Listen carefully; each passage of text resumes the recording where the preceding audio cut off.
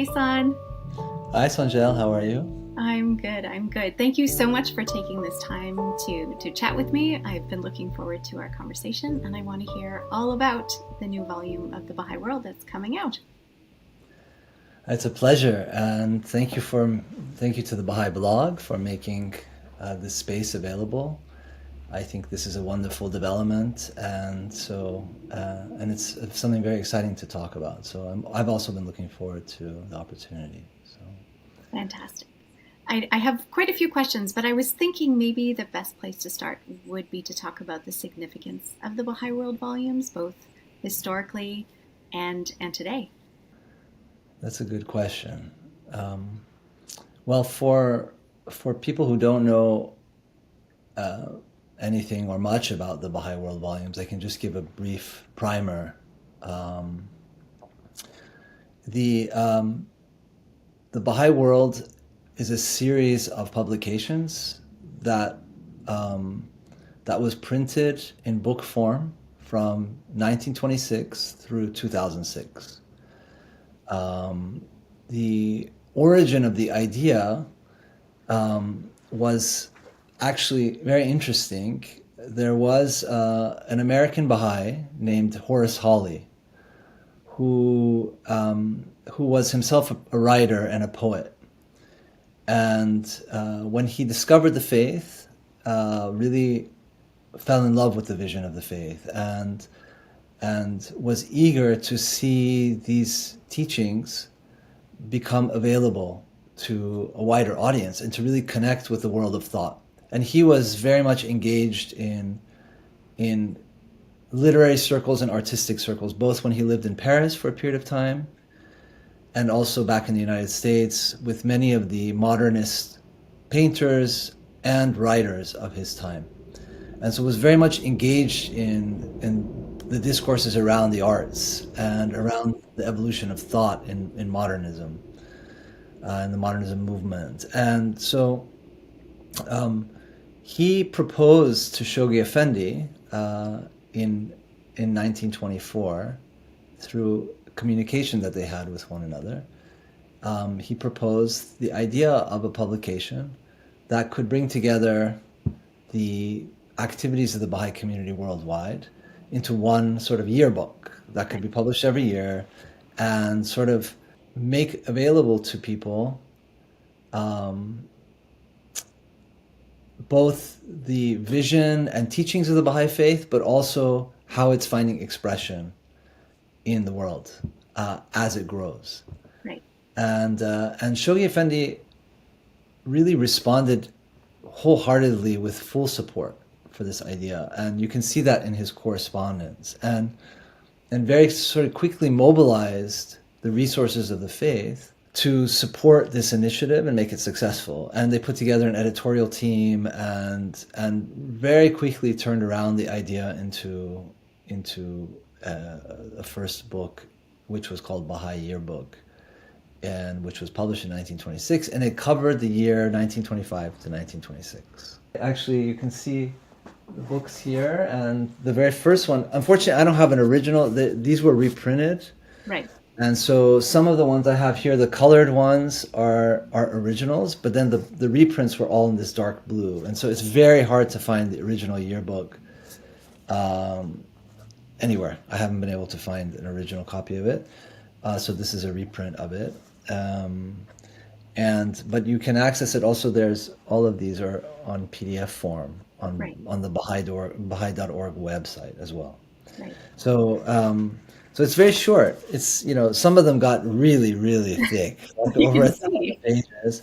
But this one was very short and in many ways extremely beautiful. I mean, it reflects, the optimism and hope of a community that was very small, but already quite diverse and quite revolutionary, both in its thinking and also what it was doing in society. I mean, in the United States, where Horace Hawley lived, there was segregation, but Baha'is had integrated meetings, and Abdul Baha really pushed them to try to, push the envelope in terms of racial relations and to establish racial unity in the United States, and to not allow the Baha'i community to be complacent in that respect. But going back to the Baha'i World, the first volume came out in 1926, and it's interesting because already you could see that they were grappling with certain questions, and Shoghi Effendi was clearly engaged in this process very closely. So in the second volume, they write an apology actually in their introduction to the book, saying, really the book it's meant to be a global book, but a lot of it was North America and Europe. And so they were striving at that point. They were very conscious that they wanted the voice of the world community to be captured, and the experience of the world community to be captured through the volumes of the Baha'i World. And that these volumes were written not for the Baha'i community. They were really written as an attempt to make this new movement, this new faith, more and more present in public thought, and to share these teachings and their expression in what the Shoghi Effendi described as the critical and intelligent inquirer of whatever class, creed, or race. Right. It was really meant to appeal to the world of the intellect, and to connect the revelation of Baha'u'llah with people who are asking the big questions about what's happening in the world. So, and it was given a lot of resources. So over the next 80 years, these volumes were, continued to be published in very high quality. Right. They were a lot of work. And as I mentioned, they became thicker and thicker over time. Just to give you an example, to compare volume 13 with volume 1, which was, to a certain extent also, this volume 13, which is a long volume, 1954 to 1963, fell at a time when there was a lot of movement in terms of the growth of the Baha'i faith, and it spread around the world. So there was a lot to capture. So the idea of it being a yearbook wasn't sustainable, and that became very clear right away. So they decided to make it every 2 years, and then for a time it became every 4 years.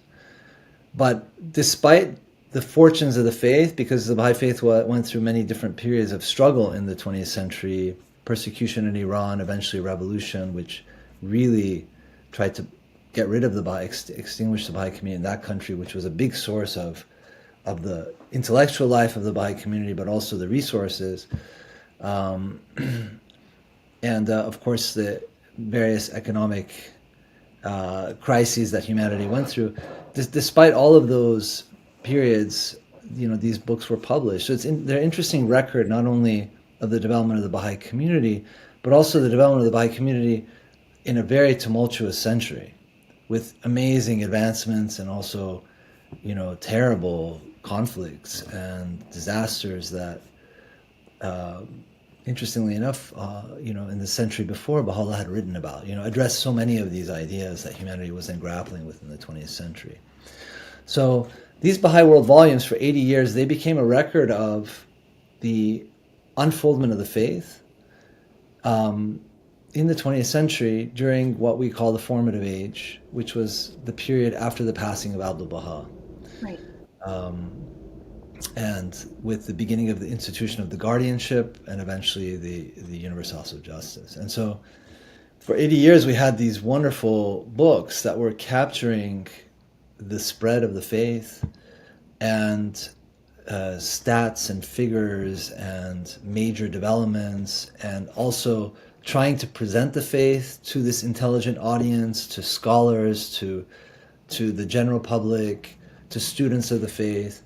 And so that our own evolution in our thinking about what the faith is, what it's achieving, how it's going to translate these noble teachings into practical form in the world, all of that you see, expressed in book after book, decade after decade.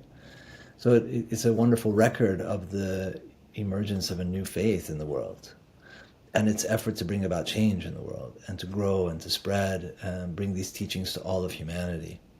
And so when you flip through the volumes, it's beautiful because they're filled with photographs from around the world, always, like communities in remote villages, communities in big urban centers, you know, very sophisticated communities, meetings with leaders of thought and, you know, public officials. And then, you know, you might see villagers in, you know, in remote villages where there's no communication, no access to anything. I mean, and you saw that the faith had over this century, you know, become part of the life of almost every population of humanity. Right. And that was recorded through these volumes. So it's a record. By the time we got to 1992, the faith had already, you know, that was 100 years after the passing of Baha'u'llah. We had more resources. We had grown a lot as a Baha'i community. We were more than 5 million, as opposed to the beginning of these volumes where we were probably somewhere around 50 to 100,000 people in the world, Baha'is. You know, by the time we got to the 90s, there were more than 5 million Baha'is in the world. So, and we had a very developed Bahá'í World Center at that point, and we had offices in the United Nations and, you know, offices, you know, of external affairs for national spiritual assemblies around the world. So we were at a different level of capacity and presence in the world. And so the question of what would happen with the Bahá'í World was raised in the mid 80s. And at that time, you know, the Baha'is of Iran were suffering tremendously under a new regime, which was, you know, not only demonizing the community, but also trying to exterminate the community. Right. And so at the same time, the Baha'i community had a very prominent role in the UN, trying to promote processes towards peace, and was really a major actor in that respect as a non-governmental organization. And the Universal House of Justice had published a peace message, which was just an extraordinary message. So it was in that time that they were thinking about, well, what happens with this? You know, what do we do with this, the Baha'i world now? I mean, at the time when it was first published, it was one of the few authoritative things that could be available to people. It was put into libraries. It was quite comprehensive. It captured Baha'i thought, introduction to the Baha'i faith. It also had like the activities of the worldwide Baha'i community, and then there were articles on the topics of the day, the big issues of our time: peace, racism, poverty. You know, you name it. You know, there were different articles written, you know, trying to tackle those issues. And so now we, you know, did we need such a comprehensive work? And I think the feeling at that time was that, well, let these volumes be more oriented towards promoting the principles of the faith to the wider public, especially in our external affairs type of public information work that we were doing. So for a period of time, we had yearbooks from 1992 to 2006, which were more in the spirit of public information, and written kind of like for diplomats and journalists, and kind of and shorter and annual, and they had a little bit. Like they have a similar structure. Each time they would highlight like a social action organization in the world. They would cover a couple of big topics. There'd be a World Watch article that would look at, you know, a number of topics, you know, facing humanity. It was a wonderful book that came out till 2006. At that point, then the question was, well, everything's going online. We have so many websites now, and we're developing our web presence as a Baha'i community. What do we do with, you know, is there a need for the Baha'i world anymore? And if there is a need for it, what should it look like now? What should it? So it was put in abeyance for a while. Actually, that question was held, and wasn't really answered for some time, from 2006 to 2019, and then in 2019. The Universal House of Justice launched a website called the Bahá'í World. And that website was primarily created to do what the last part of most of these volumes did, which was essays and articles on societal issues. So the website is a place to capture advances in Baha'i thinking and also in our practice, like in what we're doing in the world. Like, let's say if we have some advancements in our social and economic development initiatives that are showing promise that we think really connect with questions that humanity is grappling with, or, then we will try to, publish articles on those developments as a contribution to the advancement of thought in the world at large. And so that's what the website was designed to do, and it also has evolved, but it has dozens of articles that are either new since 2019 and then more even that we've taken from the old volumes. So we have in the library, you have like a set of articles that go all the way back to the 1920s. This is really nice. So we have articles on race that look at racism and the question of how to tackle racism in 1928, 1926, and you see, wow, I mean, this has been an ongoing theme that the Baha'i community has had at the very forefront of its thoughts since the earliest days of the community in this country, in the United States. And so then you can see, well, how has our experience evolved during this century? It's very nice to see the consistency of Baha'i effort, but also through these articles you get a glimpse of how our approaches, our thinking have become more sophisticated with time and with experience. Right. So what can we look forward to in this latest volume? Because I think you talked about kind of this shift for a period of time where it was more public relations focused, and then the website, which has the articles as its heart. So what's going to happen now? So there's a new volume, which we anticipate will come out in the next 2 months. It will be in hand. People can purchase it. And it is I would say maybe a bit of a hybrid between what we had in the early volumes that were under the Guardian, and then eventually under the supervision of the Guardian, and then the House of Justice, those multi-year volumes that we talked about at the beginning. Somewhere between that, but that becomes almost impossible to do now, because now you have, an enormous community with way too much activity to cover in detail, across the world. And then something new that maybe is more informed by what we're doing in our efforts to participate in the discourses of society. Right. So the new volumes, I think we're striving through these volumes to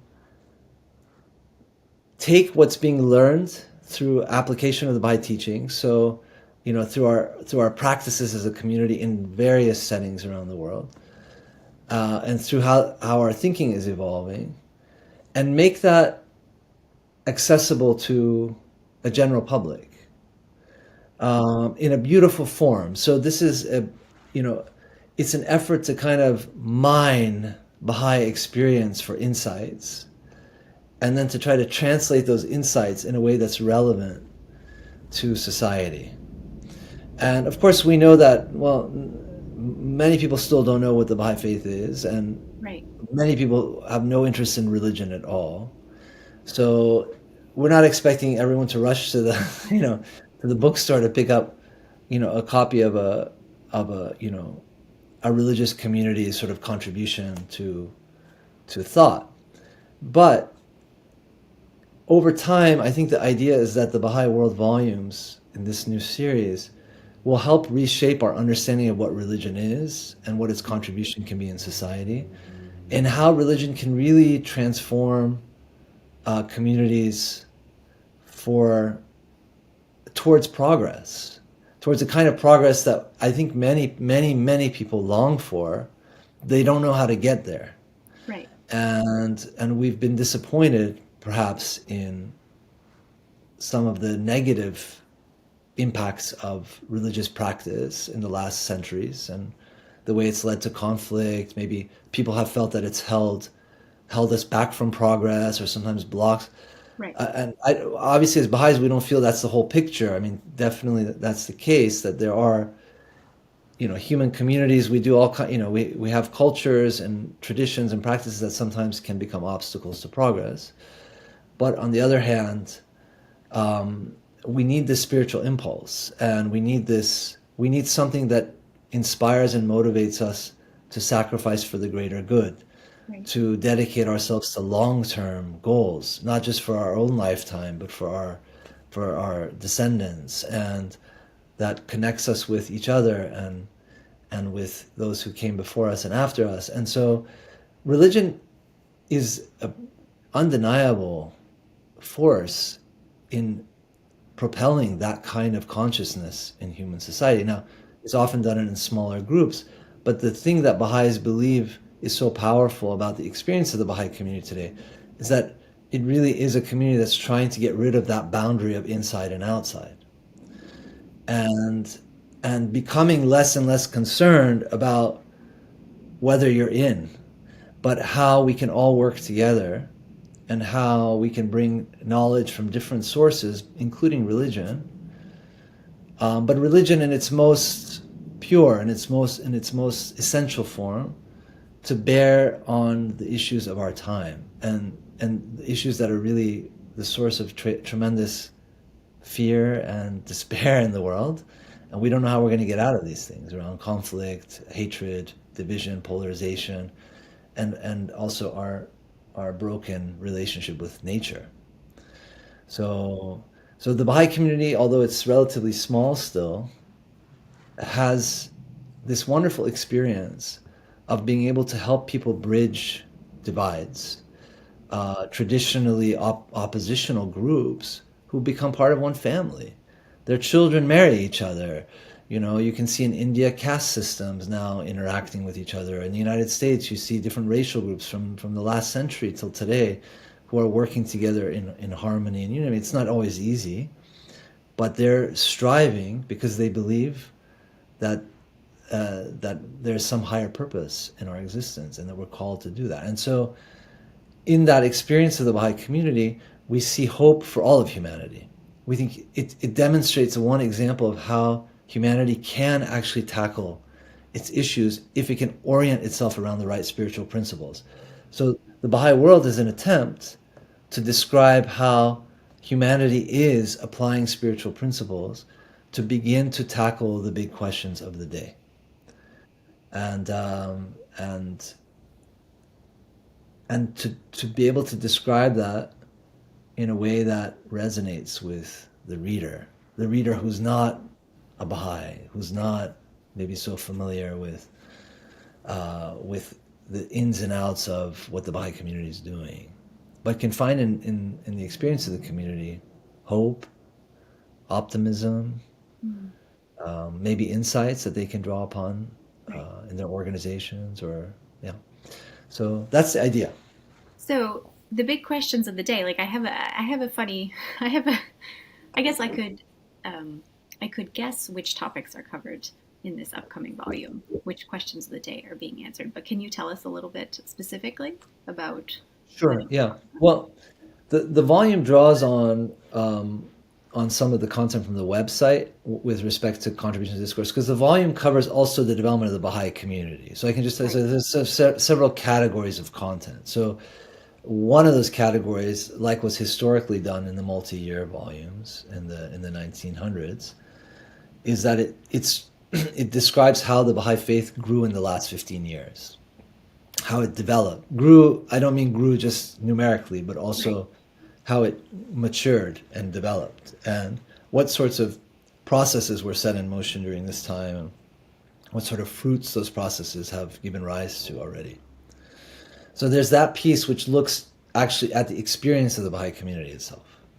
Then you have articles that look at the world of thought and like our ideas relating to the major issues of our time. And so the volume is not going to be comprehensive in that sense, but it touches on some of the big issues. For example, identity, which is a huge issue today. Like, what is our primary identity? How do we in this sort of world of multiplying lesser and I shouldn't say lesser, these multiplying identity groups, which are in opposition together, how do we find identities that can unify us, but also acknowledge and honor the diversity that we have? And there's a very rich article on identity in the bio. There's an article on migration, which in the last decade has really come to the forefront of thought, and Right. Again looks at how the Baha'i teachings and also Baha'i contributions at the UN are relating to the question of migration, and how do we think about migration historically and its impact today. Right. There is an article on social justice. There's an article looking at the role of public institutions, in public welfare. These are actually very rich, stimulating articles, and then there are a few historical articles that try to relate experiences in the past with challenges that we're facing today. Right. For example, there's an article on Abdul Baha's visit to the West, Right. and his interactions with leading thinkers in the peace movements of the time, and how in some ways the Baha'i conception of peace, world peace, and the oneness of humankind was radically different than where humanity was at the time, even the leading peace thinkers. Mm-hmm. And how Abdul Baha had to somehow put forward a vision that was way beyond what people were ready for, Right. and still connect with them where they're at. Right. And then how he himself also set in motion in the Baha'i community certain processes to try to promote peace. So there's a range of content in the article, and then there are publications, like more samples of publications that have been released at the international and national level as examples of how Baha'is are trying to contribute to the welfare and advancement of thinking in their societies. So we have publications from the Baha'i international community, which has offices Right. at the United Nations and at several regional hubs in the world. So in this case, we have one article from the Brussels office of the, which relates to the European institutions, European Union, European Parliament, Right. and then we have some from the offices of the United Nations in New York, and then we have a couple of statements that Baha'i communities made to their fellow citizens at very historic moments. So in the aggregate, you see how Baha'is are trying to contribute to questions that humanity is grappling with, and trying to draw on insights from the revelation and also our experience in the world, trying to apply the Baha'i teachings, and then translate those into an accessible language that others can relate to and maybe can be useful to others in the world as well. I guess one thing that excites me personally about an initiative like the Bahá'í World is that it allows us to step back a little bit from our local reality a bit and to look at what we're trying to do locally, sometimes very successfully, sometimes very unsuccessfully, in terms of social and spiritual transformation, and to see its implications at this very higher level, at the civilizational level. Right. For example, being able to bring diverse people, not just diverse in terms of class or ethnicity or race, but really diverse in terms of thought, political inclinations, social, interests and social sort of ideologies, and to be able to create spaces that are not only the kinds of spaces that promote dialogue between these kinds of diverse actors in the world, but actually brings them closer together and helps them transcend their differences and find. I think that's one of the most interesting things, and not only at the level of talking, but also in terms of collaboration and social action, and in the work of organizations. And I think this is something in the face of the challenges that we encounter today that has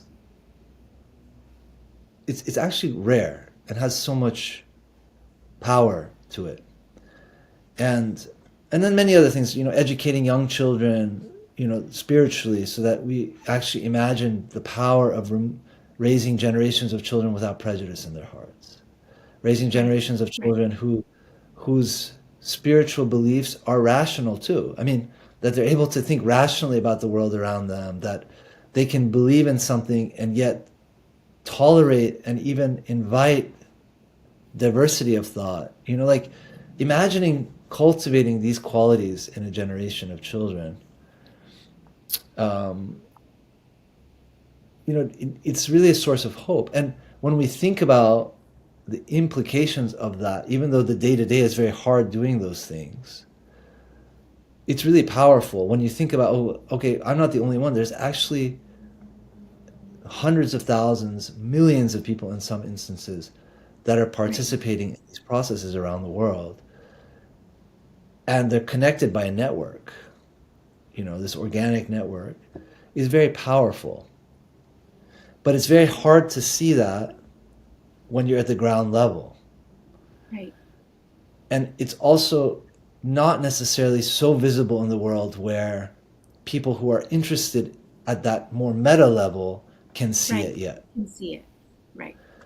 So something like the Baha'i World can help both the person on the ground level, who is in the day-to-day and only sees incremental changes, and sometimes those incremental changes are backwards, but like my wife, for example, has a junior youth group. There are 2 junior youth groups here in the Miami area, and she's working on those. Sometimes only 2 of them show up. Sometimes they have a whole mob of them show up and more, and it's like, but week in and week out, the quality of those relationships, the nature of their conversations, the nature of their interactions is evolving, is changing for the better.